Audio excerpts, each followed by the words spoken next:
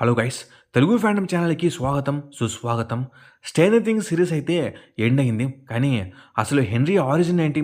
Powers ఎలా వచ్చాయనేది క్లియర్‌గా చూపించలేదు.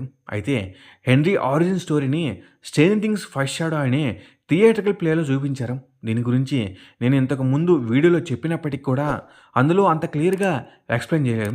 కానీ ఈసారి ఆరిజిన్ స్టోరీని ఫస్ట్ షాడోలో చూపించిన విధంగా మీకు క్లియర్‌గా అయితే ఎక్స్‌ప్లెయిన్ చేస్తాను. ఈ స్టోరీ 1943లో స్టార్ట్ అవుతుంది.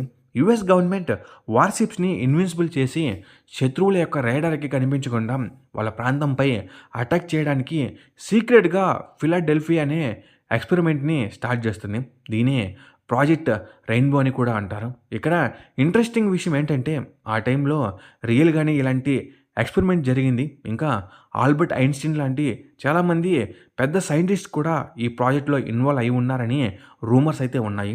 అయితే ఇప్పుడు మన యాక్చువల్ స్టోరీ విషయానికొస్తే ఈ ఎక్స్పెరిమెంట్ ద్వారా యూఎస్ఎస్ ఎల్డ్రిడ్జ్ అనే షిప్‌ని ఇన్విన్సిబుల్ చేయడానికి ట్రై చేస్తారు. వాళ్ళు అనుకున్నట్టుగానే షిప్‌ని ఇన్విన్సిబుల్ అయితే చేయగలుగుతారు. కానీ వాళ్ళు ఎక్స్పెక్ట్ చేసినట్టు షిప్ శత్రువుల యొక్క దేశానికి కాకుండా ఆల్టర్నేట్ డైమెన్షన్‌కి టెలిపోర్ట్ అవుతుంది. అదే డైమెన్షన్ ఎక్స్.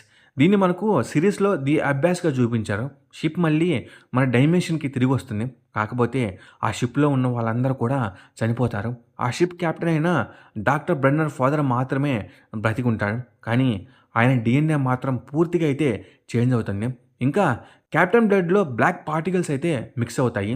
సైంటిస్ట్స్ ఆ బ్లడ్ శాంపిల్స్‌ని స్టడీ చేసి డైమెన్షన్ ఎక్స్‌కి మళ్ళీ వెళ్ళాలని రకరకాలుగా ఎక్స్పెరిమెంట్స్ అయితే చేస్తారు. కానీ అవన్నీ ఏమాత్రం పనిచేయవు. అలా కొన్ని సంవత్సరాల తర్వాత డాక్టర్ బెన్నర్ ఫాదర్ చనిపోతాడు. కానీ అతనిలాగే డైమెన్షన్ ఎక్స్‌కి వెళ్ళాలనే అబ్సెషన్ తన కొడుకైన డాక్టర్ బెన్నర్‌కి కూడా ఉంటుంది. కాబట్టి మళ్ళీ 1950స్‌లో తన ఫాదర్ బ్లడ్‌లో నుండి కలెక్ట్ చేసిన పార్టికల్స్‌ని వాడి ప్రాజెక్ట్ నెవెడా అనే ఎక్స్పెరిమెంట్‌ని స్టార్ట్ చేస్తాడు. ఈ ప్రాసెస్‌లో డాక్టర్ బెన్నర్‌కి తెలియకుండా తన ల్యాబ్‌లో సోవియట్ యూనియన్ కోసం పనిచేస్తున్న ఒక రష్యన్ సైంటిస్ట్ ఆ పార్టికల్స్‌ని దొంగతనం చేసి ఒక గుహలో దాచిపెడతాడు. ఇదే టైంలో చిన్న పిల్లాడిగా ఉన్న హెన్రీ తనకి తెలియని విషయాలని తెలుసుకోవాలని ఆసక్తితో ఉండేవాడు. అలా ఒకరోజు ఆ గుహలోకి వెళ్తాడు. అక్కడ మనము షోలో చూసిన విధంగా యాక్సిడెంటల్‌గా డైమెన్షన్ ఎక్స్‌కి సంబంధించిన పార్టికల్స్ యాక్టివేట్ అయ్యి హెన్రీ డైమెన్షన్ ఎక్స్‌కి టెలిపోర్ట్ అవుతాడు. అక్కడే 12 గంటల పాటు స్టక్ అయిపోతాడు. మనము వాల్యూమ్ 3లో చూసిన మైండ్ ఫ్లేయర్ హెన్రీని పొసెస్ చేయడం వల్ల మైండ్ ఫ్లేయర్ యొక్క పార్టికల్స్ హెన్రీ బ్లడ్‌లో కలిసిపోవడంతో తనకి పవర్స్ వస్తాయి. సేమ్ డాక్టర్ బెర్నర్ ఫాదర్ లాగానే హెన్రీ డీఎన్ఏలో కూడా మార్పులు వస్తాయి. ఇంకా తిరిగి వచ్చిన హెన్రీ ఇంతకు ముందులా కాకుండా మైండ్ ఫ్లేయర్ ఎఫెక్ట్ వల్ల మనుషులంటే అసహ్యంతో చాలా డార్క్‌గా మారిపోతాడు. ఇంకా కొన్ని రోజుల తర్వాత హెన్రీ మరియు అతని ఫ్యామిలీ హాకిన్స్‌కి షిఫ్ట్ అవుతారు. హెన్రీ అక్కడే హై స్కూల్‌లో జాయిన్ అవుతాడు. అక్కడే హెన్రీకి హాపర్, జాయ్స్, స్టీవ్ ఫాదర్ వీళ్ళందరూ కూడా పరిచయం అవుతారు. సిరీస్‌లో మనకి డైరెక్ట్‌గా చూపించకపోయినా మ్యాక్స్ హెన్రీ యొక్క మెమరీస్‌లో ట్రావెల్ చేస్తున్నప్పుడు చూపిస్తారు. ఇక్కడే తను ప్యాటీ న్యూబైన్ కలుస్తాడు. తను ఎవరంటే మనం సీజన్ 2లో చూసాం కదా, జాయ్స్ బాయ్ ఫ్రెండ్ బాబ్, అతని చెల్లెలే ప్యాటీ. ప్యాటీకి కూడా తనలాంటి క్వాలిటీస్ ఉండడం వల్ల హెన్రీ అండ్ ప్యాటీ ఇద్దరు మంచి ఫ్రెండ్స్ అవుతారు. ఇంకోవైపు హెన్రీకి డైమెన్షన్ ఎక్స్‌కి సంబంధించిన విజన్స్ వస్తూ ఉంటాయి. అలాగే తనకి మైండ్‌ని కంట్రోల్ చేసే పవర్స్ కూడా ఉన్నాయని తెలుసుకుంటాడు. మెల్లగా తన పవర్స్‌ని కంట్రోల్ చేస్తూ షాడో వాక్ చేయడం నేర్చుకుంటాడు. ఇంకా హెన్రీని మైండ్ ఫ్లేయర్ హోస్ట్‌గా వాడుకున్న ప్రతిసారి టెలికినెసిస్ ద్వారా యానిమల్స్‌ని చంపి పవర్స్ అబ్జర్వ్ చేసుకుంటూ ఉంటాడు. దీనివల్ల తన పవర్స్ పెరుగుతూ ఉంటాయి. హెన్రీ పవర్స్ గురించి తెలుసుకున్న ప్యాటీ తను అడాప్టెడ్ కాబట్టి షాడో వాక్ చేసి తన రియల్ మదర్ ఎవరో కనుక్కోమని చెప్తుంది. దానికి ఒప్పుకున్న హెన్రీ ప్యాటీ వాళ్ళ ఇంట్లోనే షాడో వాక్ చేస్తాడు. ఆల్మోస్ట్ ప్యాటీ మదర్ని కనుగొన్నాడు అనే టైంలో అలా షాడో వాక్ చేస్తున్న హెన్రీని ప్యాటీ వాళ్ళ ఫాదర్ ఏదో జరుగుతుంది అనుకొని వాళ్ళని డిస్టర్బ్ చేస్తాడు. అప్పుడు హెన్రీ షాడో వాక్‌లో చాలా డీప్‌గా ఉంటాడు. దానివల్ల తను వెంటనే కాన్షియస్‌లోకి రాలేడు. అప్పుడే మైండ్ ఫ్లేయర్ హెన్రీని కంట్రోల్ చేస్తుంది. దానితో మనం సిరీస్‌లో చూసినట్టు టెంటికల్స్ వచ్చి వాటితో ప్యాటీ వాళ్ళ ఫాదర్‌పై అటాక్ చేస్తాడు. అప్పుడు ప్యాటీ నువ్వు మంచివాడివి, ఆ మాన్స్టర్‌ని నిన్ను కంట్రోల్ చేయనీకు అని హెన్రీని మోటివేట్ చేయడంతో హెన్రీ వెంటనే కంట్రోల్‌లోకి వచ్చి ప్యాటీ ఫాదర్‌ని వదిలేస్తాడు. కానీ ఈ ప్రాసెస్‌లో ప్యాటీ ఫాదర్ కళ్ళు పోతాయి. ఆ తర్వాత ఇది పెద్ద వైరల్ న్యూస్‌గా అయితే మారిపోతుంది. ఇంకా ఈ న్యూస్ పేపర్‌లో కూడా వస్తుంది. అప్పుడు హెన్రీ వాళ్ళ మదర్ హెన్రీలో ఏదో ప్రాబ్లం ఉందని ఒక డాక్టర్ దగ్గరికి పంపిస్తుంది. ఆ డాక్టర్ ఎవరో కాదు, డాక్టర్ బ్రన్నరే. అప్పుడే డాక్టర్ బ్రన్నర్ హెన్రీ తన ల్యాబ్‌కి తీసుకెళ్ళి టెస్ట్ సబ్జెక్ట్ 001 అని టాటూ వేసి తన పవర్స్ గురించి తెలుసుకోవడానికి రకరకాలుగా ఎక్స్పెరిమెంట్ చేస్తూ ఉంటాడు. అలాగే టార్చర్ కూడా చేస్తాడు. ఒకరోజు ఉరిశిక్ష పడ్డ క్రిమినల్‌ని తీసుకొచ్చి హెన్రీని తన టెలికినెసిస్ పవర్ వాడి ఆ క్రిమినల్‌ని చంపేయమని చెప్తాడు. కానీ హెన్రీ ఇంకా చిన్నపిల్లాడే కాబట్టి అలా చేయలేడు. అప్పుడు డాక్టర్ బెన్నర్ "నువ్వు చాలా వీక్, నీకేమీ చేత కాదని" సేమ్ వాల్యూమ్ 1లో ఎండింగ్‌లో సేమ్ వెక్నా విల్‌తో మాట్లాడినట్టే హెన్రీని రెచ్చగొట్టేలా మాట్లాడతాడు. దాంతో హెన్రీ ట్రిగ్గర్ అయ్యి ఆ క్రిమినల్‌తో పాటు అక్కడ ఉన్న సైంటిస్ట్‌ని కూడా దారుణంగా చంపేస్తాడు.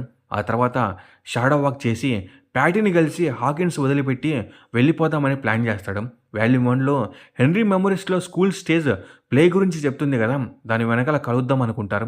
ఫస్ట్ ఇంటికి వెళ్ళి డాక్టర్ బ్రెండన్‌ని కాంటాక్ట్ అయినందుకు వాళ్ళ మదర్ అండ్ సిస్టర్‌ని చంపేస్తాడు.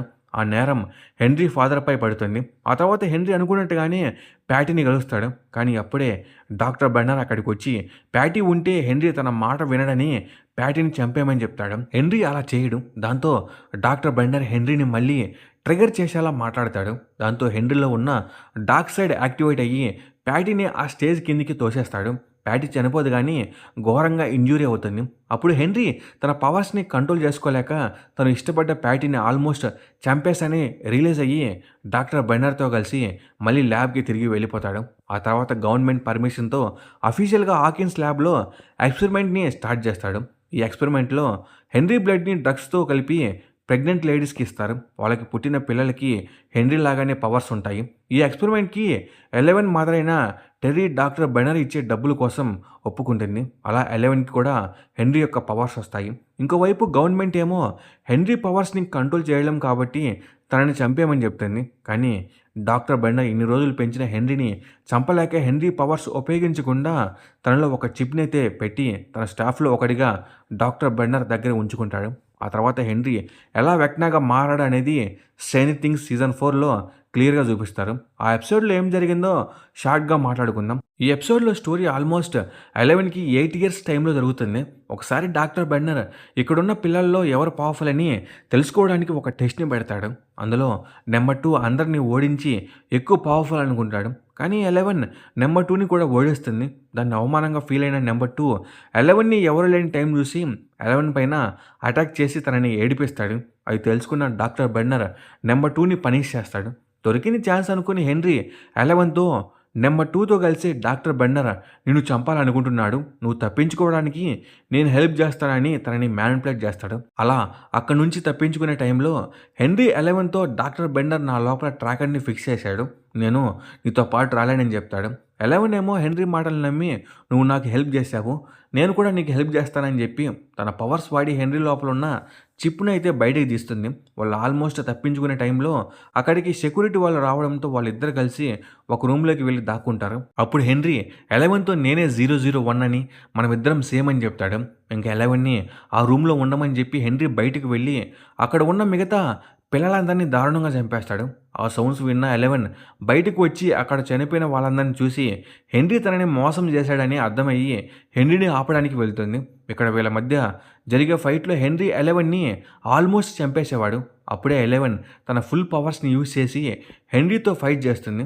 అప్పుడు తను చాలా చిన్నపిల్ల కాబట్టి తన పవర్ కంట్రోల్ అవ్వక హెన్రీని డైమెన్షన్ ఎక్స్లోకి పంపేస్తుంది. అలా డైమెన్షన్ ఎక్స్కి వెళ్ళే మధ్యలో హెల్స్కేప్ ద్వారా ట్రావెల్ చేసే టైంలో హెల్స్కేప్లో వచ్చే ఉరుములు మెరుపుల కారణంగా హెన్రీ బాడీ కాలిపోతుంది. ఆ తర్వాత డైమెన్షన్ ఎక్స్లో ఉన్న డెమోగాగన్స్ని హైవ్ మైండ్ ద్వారా కంట్రోల్ చేస్తూ హెన్రీ వెక్నాగా మారుతాడు.